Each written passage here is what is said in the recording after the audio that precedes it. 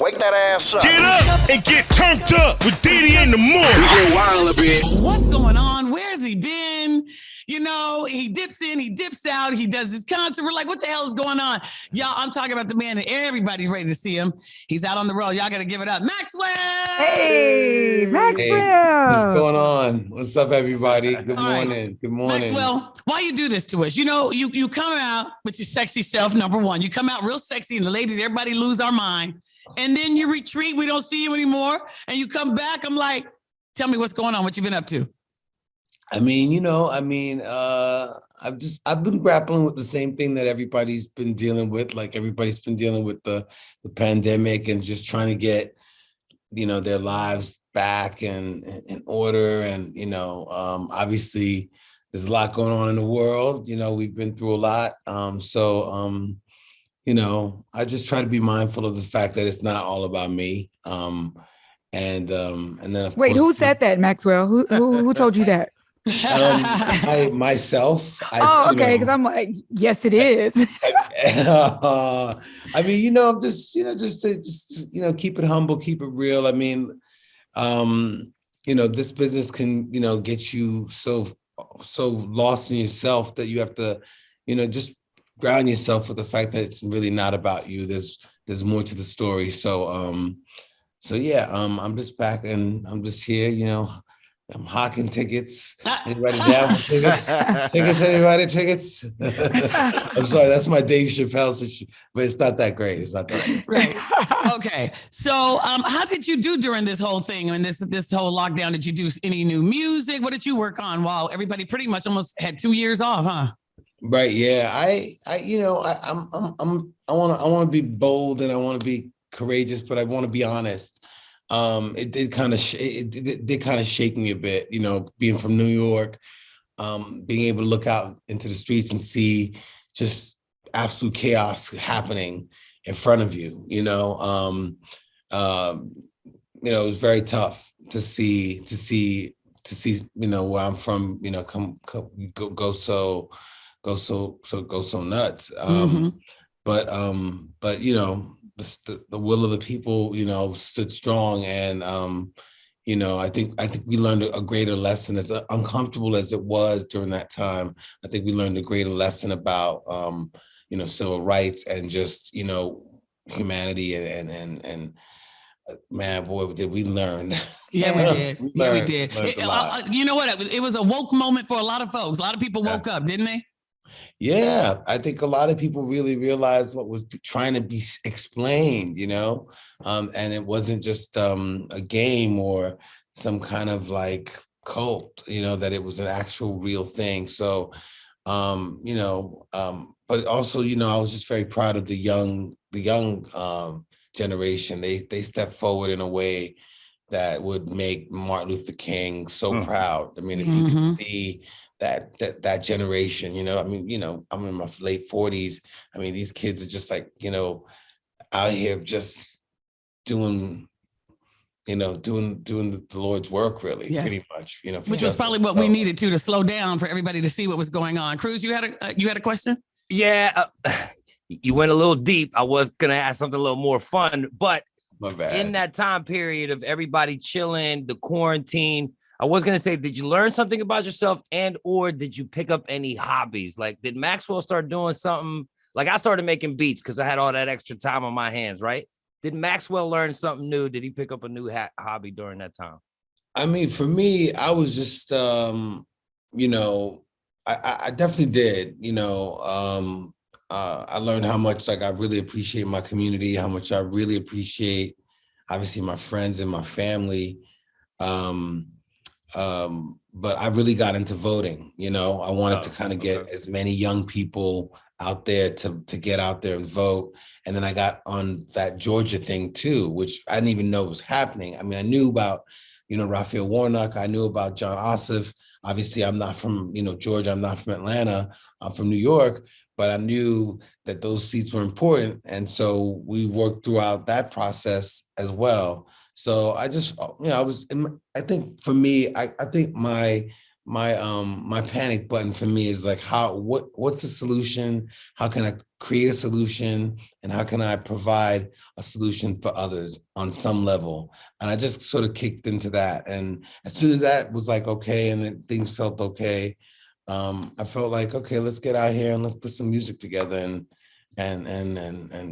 get happy again. Okay. Right, and that's what everybody is saying. We need to get happy real quick, everybody. We are talking to Maxwell. Lady Jade, you had a question? Okay, so we got to talk to music because you have some of the most romantic, timeless music that, I mean, when we hear your voice, it's like, look, all the ladies are like, okay.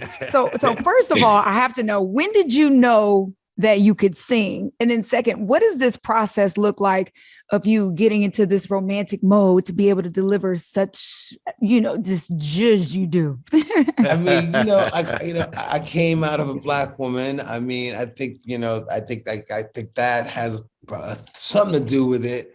But I'll just say it's weird for me because I'm just like me, and I'm just like, wow, I can't.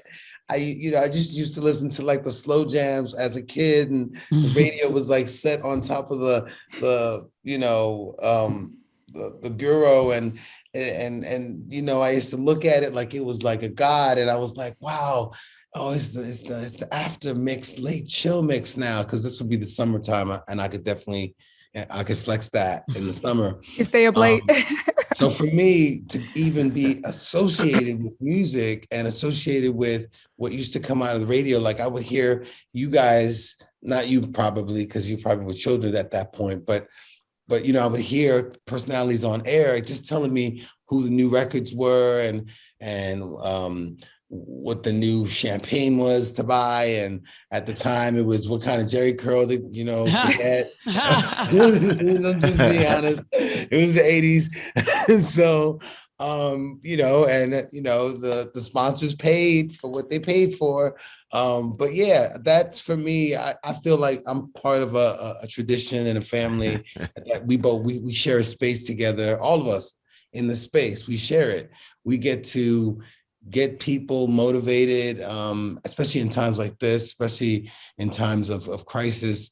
We can really get people to really be more aware of things, more mindful of what to do, how to mobilize on some level, be it through voting, be it through however we do it, marching. I just think that, the radio plays a major role, because Black music plays a major role in how we get through our day, and how we cope with with life's issues. I'm just looking at you, and like you have a crazy smile. And I figure maybe there's something that I've said. I'm not sure. Jade? Yes. I mean, if I'm being honest, I'm just in awe. I'm like, okay, you can talk all day. I don't care what you say. You can do the alphabet. You can literally recite the alphabet, and they're gonna be over there like, yes. So me and DeDe have definitely been looking forward to this interview. JJ, you had a question for him. Hey, real quick. So Maxwell, let's go back to the beginning, the very beginning. Okay. Your very first video, Till the Cops Come Calling. Yes. Who back did you blow out that made the police come? For you to write that song right there, you had to blow somebody back out. Maxwell, hold on a second. JJ, did you just say who's back? yes. Did you just say this live on the radio to Maxwell? Yes, we apologize, first of all. It's all good. It's all good. It's all good. It's all good. I'm from Brooklyn. I understand everything, your vernacular. It's completely clear to me. I am aware of where you're coming from, my brother. Thank you, brother. Thank you, brother. Thank you, man. But, no, you know what? I think for me, it was the cops were always coming for some reason. They might as well come for that reason. You know what I'm saying? Absolutely. It was a weird combo for me, because in some ways I wanted to celebrate Black love, but I wanted to get law enforcement involved, but it was 1994. So that didn't, obviously Boys in the Hood was out at that time. Colors was out. Right. Obviously, we've always had an issue.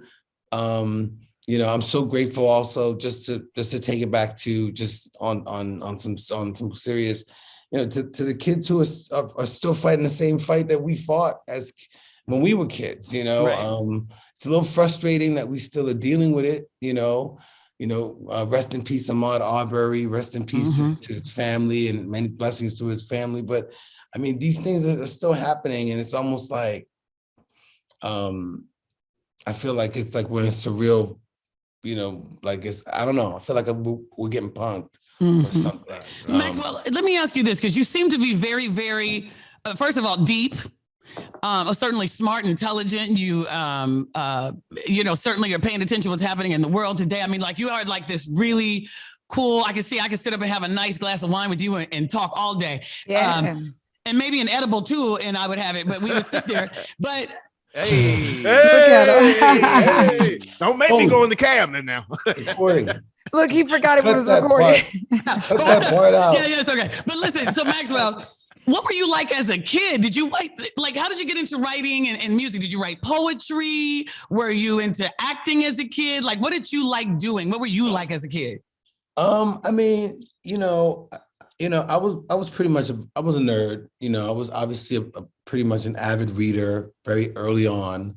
I would read as anything I could get my hands on. I'd read in English, I'd read in Spanish, I'd read in French, I'd read like whatever would be in the house. Because obviously I come from like a Caribbean background. So it was all kinds of different books, all kinds of different recipes. Nice. For making chicken. I mean, there's 100 ways to make it. Hold on, do you cook? Does Maxwell, you cook? I mean, I do what I do, I'm not gonna say that I'm Really? Okay. I'm not gonna say I'm out here, just there's explosions and then people pop out and like. Okay, what would you make, Maxwell? What would you make if, let's say, you're trying to impress a woman and you got to make her dinner? What would be the meal you would make her?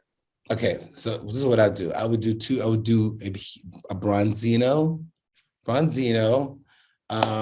Look, I don't even know what that is. It just sounds like it's. It's fish. You strip it, and then you put herbs and stuff and like seasonings and the whole nine. And then the olive oil, the extra virgin olive oil. Okay. You get some white wine, and then you do that. Okay. Do that. Okay, I didn't hear any Kool-Aid. No Kool-Aid? You're not going to serve Kool-Aid with that meal? Kool-Aid?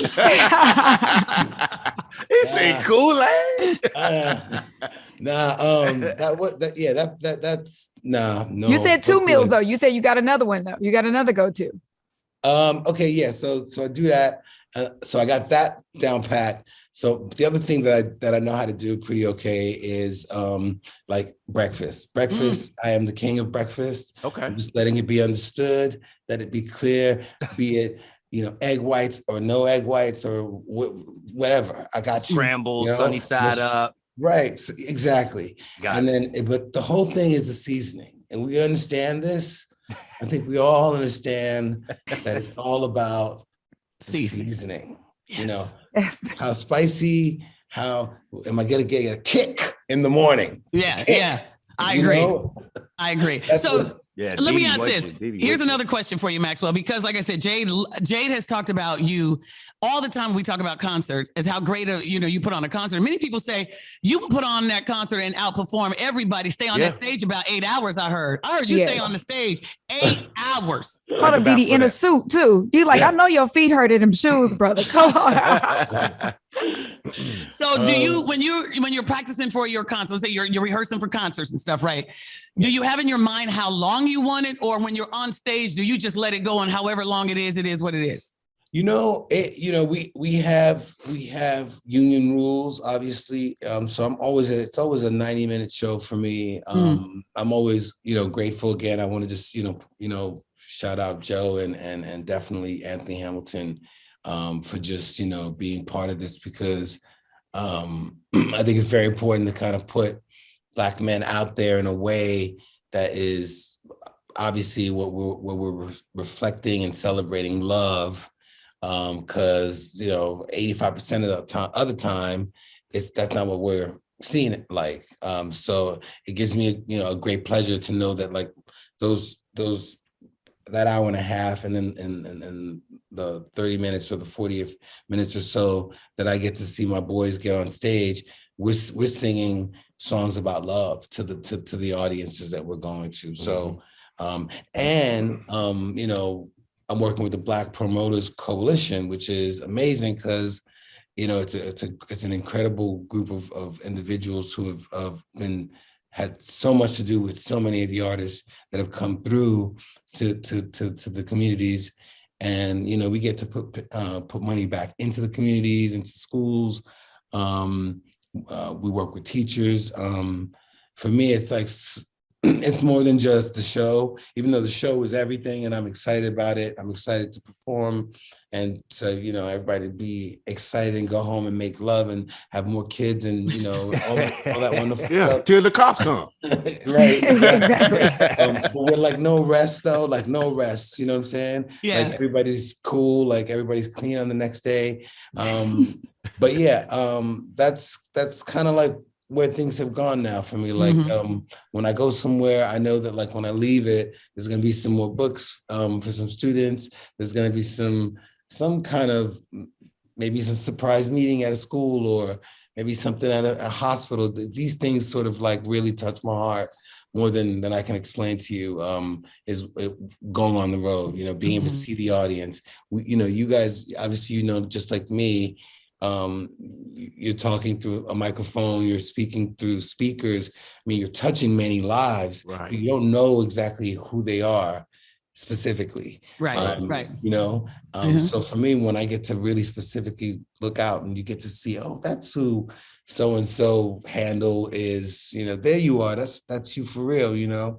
And so it's something we need out here. We need to be able to be around each other and celebrate and have some fun out here. Can we congratulate you on finally owning your own masters? It's so important Absolutely. for artists nowadays to own masters.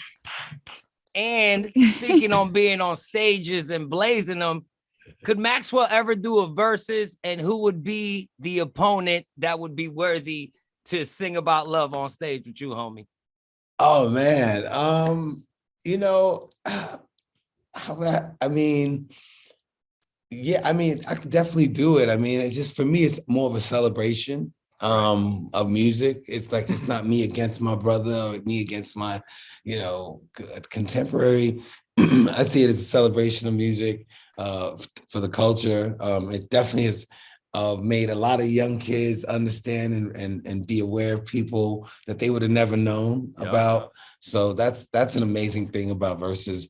But you know, I can't say any names, but you know, I just whoever. I mean, I don't know. You know, Right. I feel you. Sade, you and Sade on one would be that great. would be. Would that be Oh dope? my gosh, that Like, would be for real. a vibe. And, I mean, wouldn't it's a whole vibe.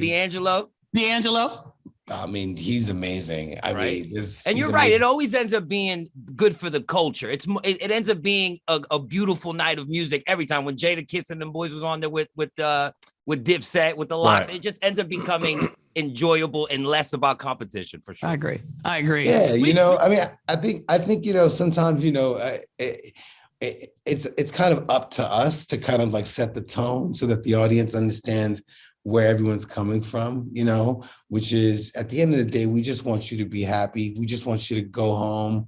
Or if, you know, part of you knowing us is when you are home, you know, because some people are home when they're checking out what you guys do, is that, you know, we're just trying to make your day better. I mean, at the end of the day, life is hard. It's not easy out here. Clearly, we know the struggle is real. We're just trying to make you happy. Right. And I hope that's what we do. I hope that's what we leave people with. I know you guys do that for the people that that listen to you, because when I listen to you guys, that's what I walk away with. So I just, you know, that's my goal. My goal is joy. So like, I'm not messing around. We've been in a 2-year dump situation. It's all about joy right now. Amen. Joy. Amen. All right. Real quick, Sadie, what are you going to ask? Well, I have to ask you this. Speaking of joy, speaking of love, you know, you are I'm going to give it to you, the king of romance. Will Maxwell ever get married? Will you ever settle down, get married? You know, yeah, it would be great. It would be great. I wish the pandemic didn't just like, you know, just mess up the dating life. You know, I was out there. I was going places, you know. Now I got a Maxwell, ponytail. hold on. I mean, Why not I swipe? don't know what's Swipe. going on here. You wouldn't do a dating app? Come on, Maxwell on a dating app would be hilarious. Be great. They Yeah, have let them me for tell you. celebrities where Yo, they're like real talk. private ones. Yo, real talk. I'm probably on like about 8 of them already. People Oh. think I'm already, and I'm not on It's them, not, but it's people. But you own it already. But yeah, like there's like photos come up and you're like, no, that's yeah. I get So, it. so if you had it your way, what is Maxwell's ideal woman? You know, obviously, you know, you would have to definitely be into your own life, you know, and very secure. You know, I'm definitely not one to go out there and cheat or anything like that, because it's just like, this is what's the point? It's, you know, I'm too old already. It's just what's the point? Right. But you got to be really secure because, you know, people act a certain way, you know, and it's not easy. Sometimes, you know, you're like apologizing for something that you didn't really do. You didn't do it. It was the person, and you were in the company of someone that you were with, and it was probably offensive. So it can be interesting in that regard. Yeah, but. you know what, Maxwell? I forgot to tell you, I go by another name, Cupid sometimes. And I know of a girl who has no children, she's single, gives back, has a foundation, does this, does that. She's beautiful. There she is right there. Right there. Look. Look, Maxwell, look. Look, I come from a Caribbean household. I can comb through that. You know what I'm saying? I love it. Well, we can make us a love connection. That'd be great. Listen, everybody. We're going to get off so that we can see we can make a love connection, exchange numbers. Right. Listen, Maxwell is coming to your city, everybody. He's on tour. Get your tickets to see him. Give it up for Maxwell, everybody. Maxwell. Yeah, this was great. Wake that ass up. Get up and get turned up with DeDe in the morning. We get wild a bit.